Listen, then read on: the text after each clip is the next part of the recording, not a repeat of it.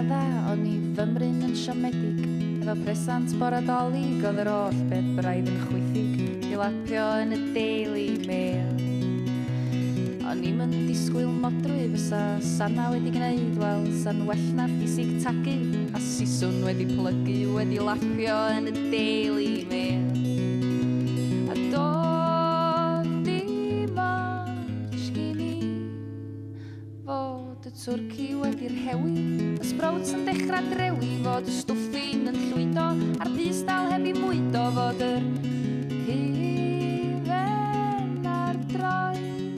Swn i di dioddar hain a chnoi y gia i gyd, ond Santa triad allt hwn oedd y bresant gweitha yn y byd.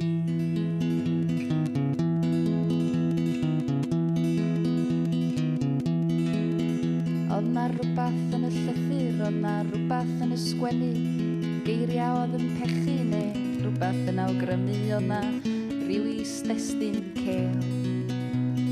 O'n i'm yn disgwyl modrwy fysa Sanna wedi gwneud, wel, sa'n well na'r ffisig tagu a'r siswn wedi plygu i lapio yn y Daily Mail. Yna doedd dim ots gyn i fod y twrci dal di'r hewi, y sprouts di dechrau drewi, fod y stwffin yn llwydo a'r pys dal heb i mwydo, fod y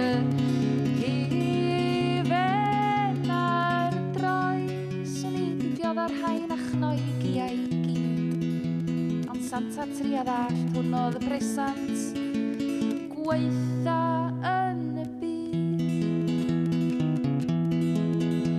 Dwi'n ama fod Ren Siôn yn dechrau colli arno hun, sy rwy'n di gweld i'w wraig o di bwyd o'r hen ddyn, a tybed ydi o wedi mynd yn o'r holl ffordd gwyn. Un ai hynny neu ma'n agorach sydd yn slacio, ryddiog i ffendio papur pacio.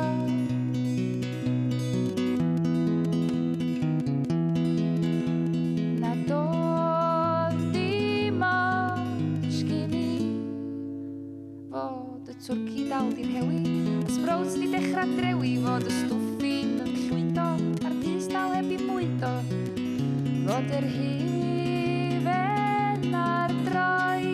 Swn i di dioddar hain a chnoi y gia i gyd, ond Santa triad allt hwn oedd y bresant gweitha